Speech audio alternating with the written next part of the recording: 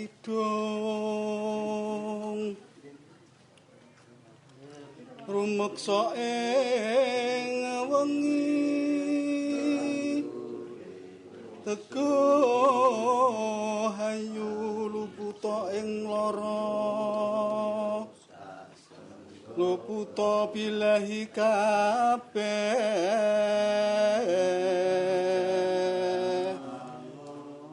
jim setan datan purun paneluhan tanono wani iwah panggawe Allah. Sejak pemerintahan Raden Patah itu para wali itu ingin mendirikan sebuah masjid untuk pusat penyebaran ajaran Islam, juga untuk melakukan ibadah sholat berjamaah. Ya, sebelum itu para wali ini bekerja sama dengan Raden Patah dan minta daerah Alas Gelagawangi itu mau dibersihkan untuk mendirikan masjid. Diizini oleh Raden Patah. Kekuasaan sepenuhnya di Raden Patah di Kasultanan Demak sana. Dan kebetulan di Kasultanan itu sudah memeluk ajaran Islam. Allahu Akbar,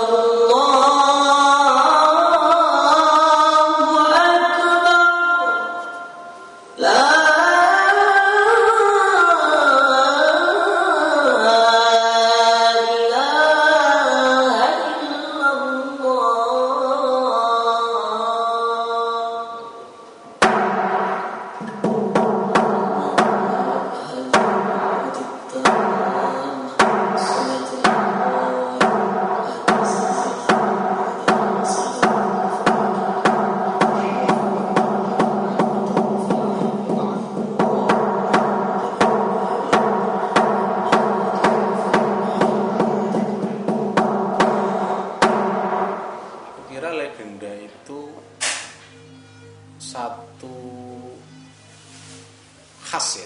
khas yang ada di Indonesia, tapi lebih spesifik Jawa yang aku ketahui ya. Kalau yang lain mungkin aku kurang paham, tapi yang di Jawa konsepnya begini. Legenda itu seringkali dimuat, diterbitkan, dicetak itu dalam bentuk cerita-cerita rakyat yang bisa jadi satu versi dengan versi lainnya itu berbeda. Artinya cerita tentang Rawapening misalnya itu bisa berbeda versinya itu. Tapi bukan itu persoalannya. Persoalannya adalah bahwa masyarakat kita mempercayai legenda. Itu yang pertama. Yang kedua, legenda, cerita rakyat dan sejenisnya itu sangat bergantung pada masyarakat. Maksudku begini, semakin modern masyarakat itu biasanya akan semakin modern dalam artian sudah masuk ke ranah-ranah teknologi, modernitas, dan logika berpikir modern. Artinya legenda itu akan hanya dianggap sebagai satu cerita bualan saja, cerita warisan saja. Tapi perlu digarisbawahi bahwa legenda itu punya sisi spiritual, punya sisi culture, dan punya sisi kekhasan tadi yang aku sebut di awal. Maka mau ditolak atau mau disangsikan bagaimanapun oleh kalangan manusia modern, legenda akan terus hidup di masyarakat kita dalam berbagai versi, dalam berbagai bentuknya. Dan aku kira sepanjang tradisi Jawa ini masih tradisi Jawa yang aku maksud intinya adalah identitas Jawa ya. Identitas Jawa dan cara berpikir Jawa itu masih ada, masih terus dipertahankan, legenda akan terus hidup. Pun dengan cerita rakyat. Hanya penafsirannya yang mungkin. Ini rombongan itu. Ini pun. Ini pucukane ngarep ya. Nah, nanti ngono. Gua kene ngarep sih.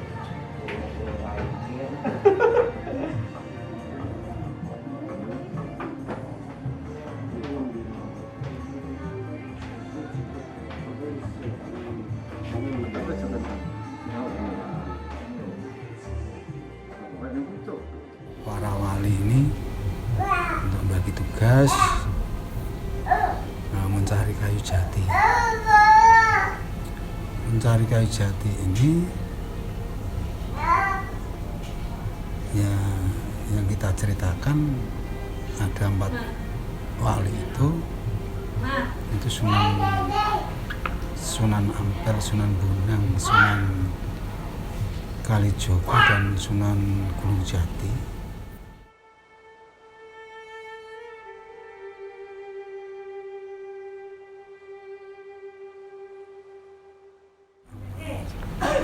Empat wali ini masing-masing ada tugasnya sambil istilahnya mencari kayu jati. Itu juga ya sempat siar tentang ajaran Islam.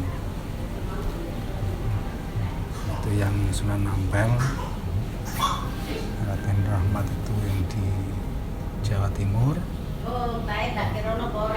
Terus yang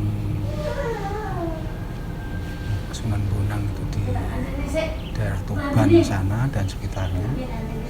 Sunan Kalijogo murid dari Sunan Bonang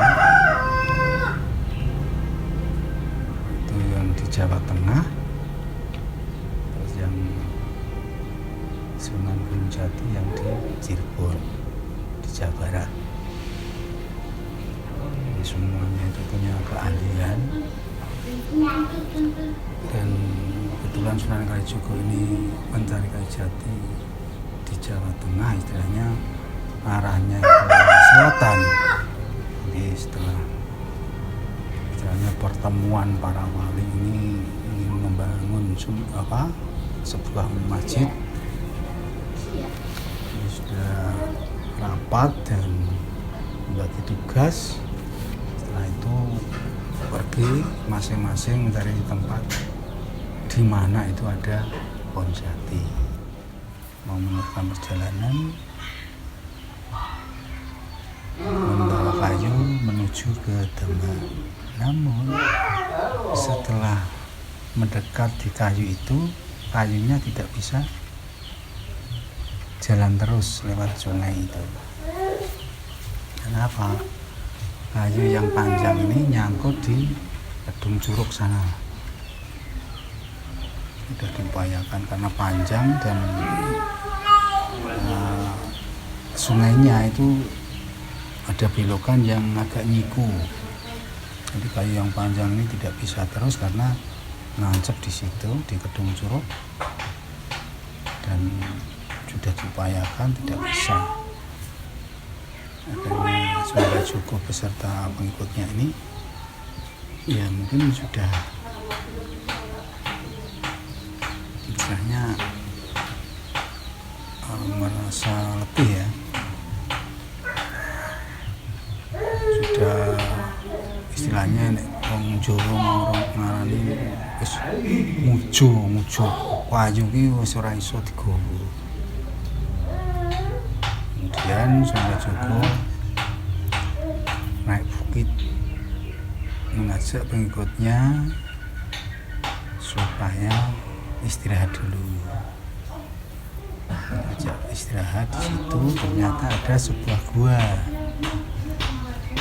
Nah, gua itu mungkin untuk dulunya itu kan sempit.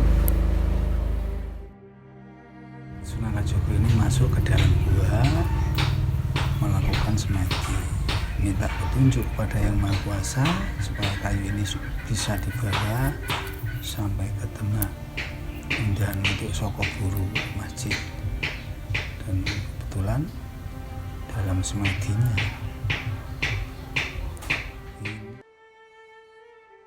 kemudian ketemu dengan 4 ekor kera juga di sana. Tiba-tiba saja setelah melakukan selamatan itu makan bareng di sana, itu ketemu dengan 4 ekor kera yang berwarna-warni. Itu ada merah, ada kuning, ada putih dan hitam. 4 kera ini ingin membantu Sunan Kalijogo karena tahu Sunan Kalijogo ini merasa istilahnya keberatan dan mungkin tidak bisa mengambil kayu itu. Kera-kera yang di sana ini tahu Sunan Kalijogo ini baru ada masalah dan kebetulan diterima oleh Sunan Kalijogo. Kanjeng Sunan, kami berempat ini ingin membantu Sunan Kalijogo membawa kayu jati menuju ke Demak.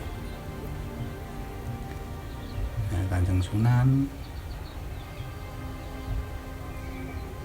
sedangkan manusia saja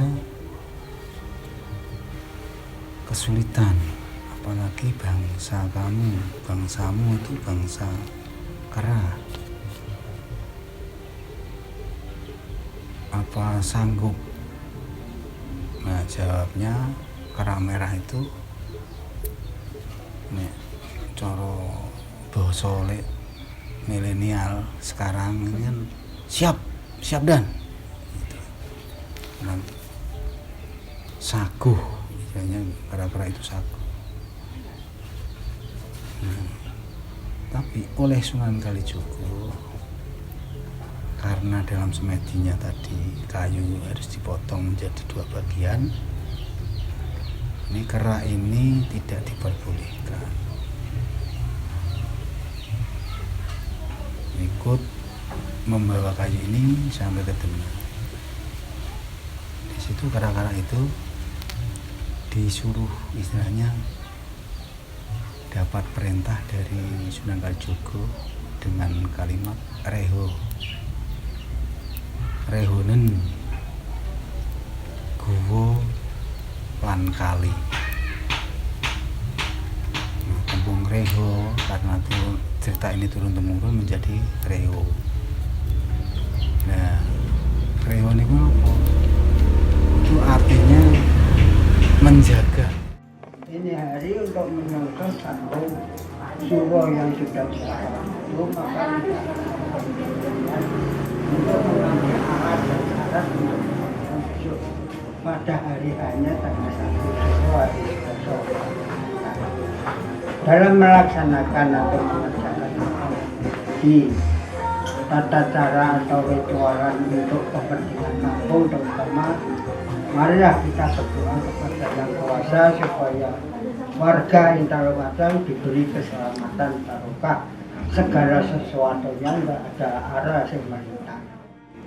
Yaitu untuk menyongsong malam 1 Suro yang gunanya sudah terbiasa kita mengambil 7 mata air yang sudah diyakini, disugesti ini dengan warga kita semua.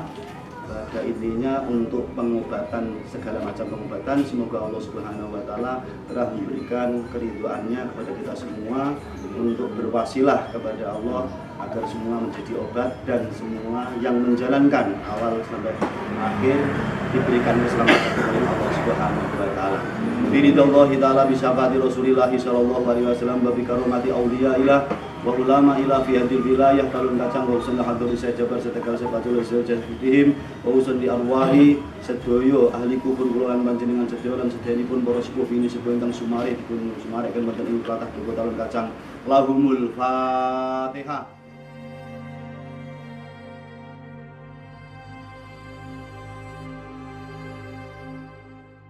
pengambilan air untuk syarat itu.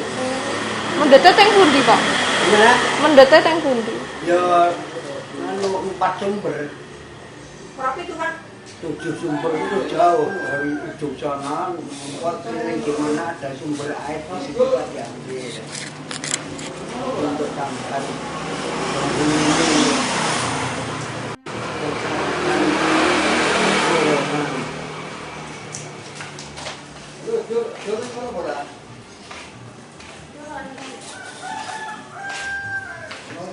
Niki kupate nggih kagem suronan, Pak. Iya, bisa sore ini tradisinya kan rumah yang menghadap ke selatan, membawanya ini kopat lepet namanya.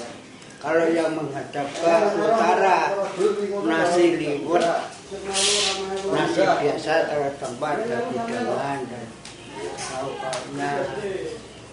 Kalau saat waktu kumpulnya di tengah jalan depan masjid.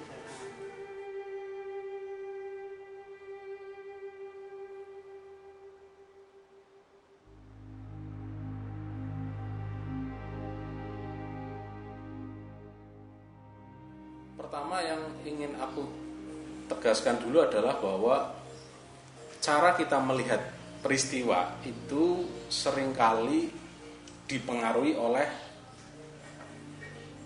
referensi kita, terutama dalam konteks kebudayaan. Aku pernah melihat bahwa di kampung tempat istriku itu yang namanya sesaji itu bukan sesuatu yang sifatnya menafikan Tuhan. Sesaji itu digunakan justru sebagai bukti bahwa kita menghormati Tuhan dengan medium-medium kultural. Maksudnya gini, kalau aku misalnya, kalau keluarga istriku itu misalnya menaruh kopi, wajib, pisang, ketan itu bukan karena dia mau memberikan, orang tua aku memberikan itu kepada setan atau apa, enggak. Tapi ini bukti bahwa kami punya ini, kami menghormati leluhur kami yang tidak kelihatan, dan kami tidak menyekutukan Tuhan.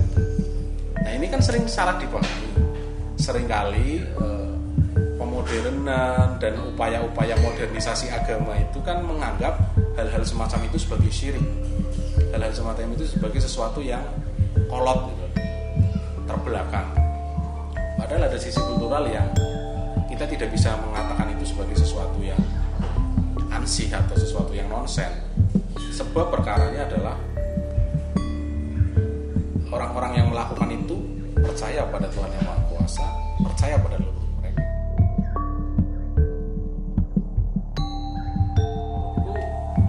Cara terbaik untuk menyikapi legenda, sejarah lisan, cerita rakyat dan sebagainya yang berbentuk lisan itu adalah pada penafsiran kita. Jangan sampai kita berhenti pada tafsir yang tunggal, tafsir yang diwarisi di masa lalu, dan kemudian kita memaknainya secara tunggal. Itu yang aku gak sepakat. Justru cerita rakyat, sejarah lisan itu harus dimaknai ulang dalam konteks sekarang. Itu cara terbaik untuk menjadikan sejarah lisan itu relate dengan sekarang, dengan kondisi sekarang. Dan aku kira tidak akan pernah hilang cerita rakyat.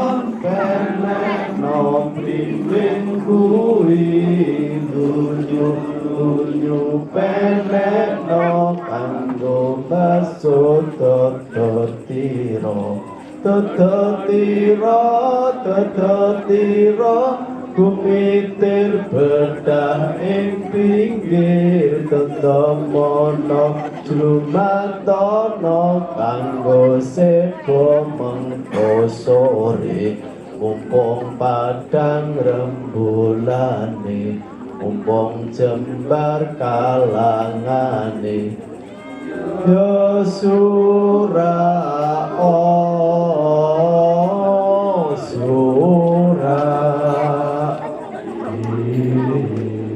Muhammad sallallahu Muhammad. Muhammad. Sallallahu Sayyidina Maulana Muhammad. Allahu Akbar. Allahu Akbar. Allahu Akbar.